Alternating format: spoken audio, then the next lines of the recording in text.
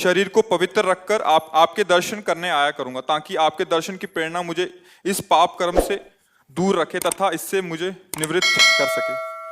पहले तो हम आपका धन्यवाद देते हैं कि अभी आप में इतना आत्मबल बचा है कि आप अपनी कमी को सभा में रख रहे हैं।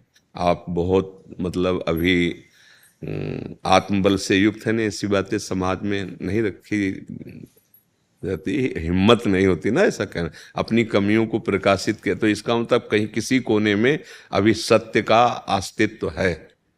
देखो, ये तुम्हारी ही गलती नहीं है, ये संपूर्ण सृष्टि में काम अपना तांडव मचाए हुए। भाई हम चुप हैं, तुम चुप हो, लेकिन तुम मुखर हो गए तो सबकी दृष्टि तुम्हारे पे जाएगी। फिर लौट के अगर अपने हृदयों में देखा जाए तो कुछ ऐसा ही है सबका जीवन। ओपन हो गई तो फिर मुख में कालिक पोतती, समाज का ऐसा स्वरूप। लेकिन जो कालिक पोत रहा वो भी अपने हृदय को देखे। काम कोई ऐसा नहीं कि किसी को बख्श दे, उसी को बख्शता है जिसने भगवान को आश्रयदाता मानकर और भजन शुरू किया। अब तुम्हारे प्रश्न का उत्तर देते हैं। ये काम सुख बुद्धि होने के कारण आदरणीय और प्रिय हो गया, नहीं हुआ? सुख मिलने के कारण। आप ईमानदारी से बताओ, क्या आज तक आपको तृप्ति हुई? सच्ची बताना। नहीं ना? आज भी वही चाह है जो पहले से थी। इसका मतलब कभी नहीं हो सकती, क्योंकि वहां नहीं है सुख। विचार खुले, जब आपने प्रश्न किया तो इस शरीर में है क्या? इस शरीर में है क्या? मल और मूत्र के ही तो द्वार हैं, जहां छू जाने पर हाथ हमको पवित्र करना पड़ेगा। क्या है? दुर्गंध युक्त, चाहे जितना सुगंधित पेय पियो, भोजन पाओ, 6 घंटे बाद दुर्गंध युक्त मल बन जाएगा। एक मल का द्वार है। चाहे जितना सुंदर जूस और दूध पियो, एक मूत्र बन जाएगा। दोनों के द्वार हैं, मल और मूत्र। उसके सेवन का केवल एक ही मार्ग बताया गया है कि संतानोत्पत्ति रूपी जो भगवान की सृष्टि का क्रम है, उसकी पूर्ति के लिए काम का आदर किया गया है। भगवान ने कहा धर्मयुक्त काम मैं हूं, अर्थात जो ये सृष्टि जनित क्रिया है, संयम के द्वारा संतानोत्पत्ति करने के लिए ये जो पाणी ग्रहण संस्कार किया जाता है, इसकी ये वैराग्य को प्राप्त हो जाएगा, घृणा को प्राप्त हो जाएगा, और वो सच्चे मार्ग का पथिक बन जाएगा। पति पत्नी दोनों एक ही धर्म का आश्रय लेकर, भगवद आश्रय लेकर संतान उत्पन्न करना, मानो सृष्टि रूपी भगवान की पूजा करना। बस इतने के लिए काम का आदर है।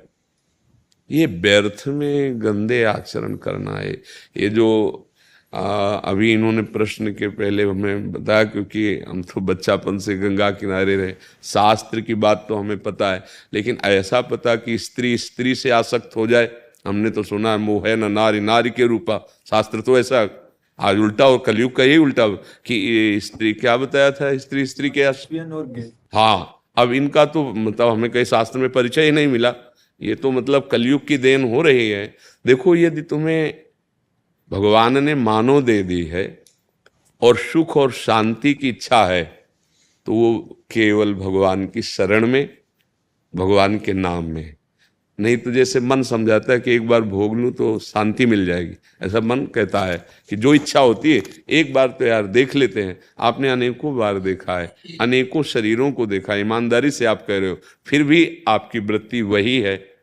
आज से अपने इस दगाबाज मन की सलाह को मारना सीखो, महात्मा बन जाओगे। कुछ नहीं बिगड़ा है। हमारे भगवान की ऐसी ही कृपा है, नहीं तो किसी का उद्धार ना हो। कितना भी बड़ा अपिचेत सुदुराचारो भजते माम अनन्य भाग साधुरेव समंतव्या, भगवान कह रहे मैं उसे साधु मानता हूं, सम्यक व्यवसिता ऐसा। बस ये ध्यान रखना, इसका अर्थ समझ लेना। उसने बुद्धि से निश्चय कर लिया कि यार अब इसमें किसी में सुख नहीं है। हम जो सुख शांति पाना चाहते हैं वो इनमें नहीं है, वो भगवान में है।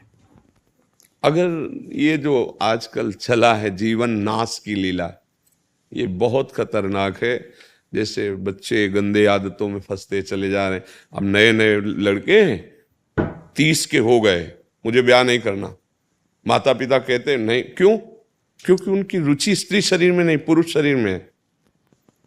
तो एक काम का आदेश केवल संतानोत्पत्ति के लिए, कि आप संतान उत्पन्न कर लेंगे? नहीं। तो ये जो शक्ति का नाश कर रहे हैं, ये जो अपराध कर रहे हैं, ये तुम्हारी दुर्गति कर देगा। तुम्हारे मनोरंजन के लिए थोड़ी तुम्हारा शरीर मिला है। तुम्हारे शरीर पर तुम्हारा अधिकार केवल सत्कर्म करने के लिए है। अच्छा, तुम अपने शरीर को नष्ट करो, हमारी सरकार को पता चल जाए तो आपको सजा मिलेगी? नहीं मिलेगी। आपके तो हमारा शरीर हम रखें या नष्ट कर दें तो देखो तुम्हारे शरीर पर भी तुम्हारा अधिकार यहाँ नहीं, यहीं की सरकार आपको अभी हथकड़ी डाल देगी। फिर अलौकिक सरकार। आप मनमानी आचरण करने के लिए नहीं, आपका स्त्री में राग नहीं है, आप ब्रह्मचर्य धारण करते हुए ऐसे तेजस्वी महान बनो, देश की सेवा करो, अपने आत्मा का उद्धार करो जो फंस गई है दुर्गति में। उसको ऐसा थोड़ी कि गंदी आदतों में फंसा के नारकी योनि, कैसे कैसे, मतलब आप थोड़ी देर विचार करो, कहां तुम सुख ढूंढ रहे हो, कहां ढूंढ रहे हो? अरे पागल उसमें सुख है। अच्छा, तुम यहां हमारे पास क्यों आए हो? कोई भी, हम क्या लगते हैं तुम्हारे? किस लिए आप यहां आए हो? हम आपसे अगर प्रश्न करें, भले आप उत्तर न दे पाए लेकिन उसका उत्तर हम देते हैं।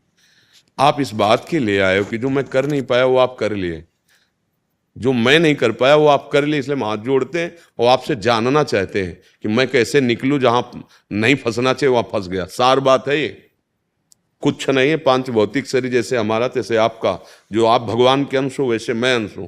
पर भगवान की कृपा से बचपन से बात समझ में आएगी कि बहुत जन्म बीत गए धोखे में, ये जन्म बिल्कुल धोखे। ठाकुर कृपा से लग गई ब्रक, 13 वर्ष की अवस्था से लेकर जैसे भगवान ने चलाया आज तक वैसे। ए भाई, हमारी बात जैसे तुमने बताई ना, ऐसे हमारी बात मान लो।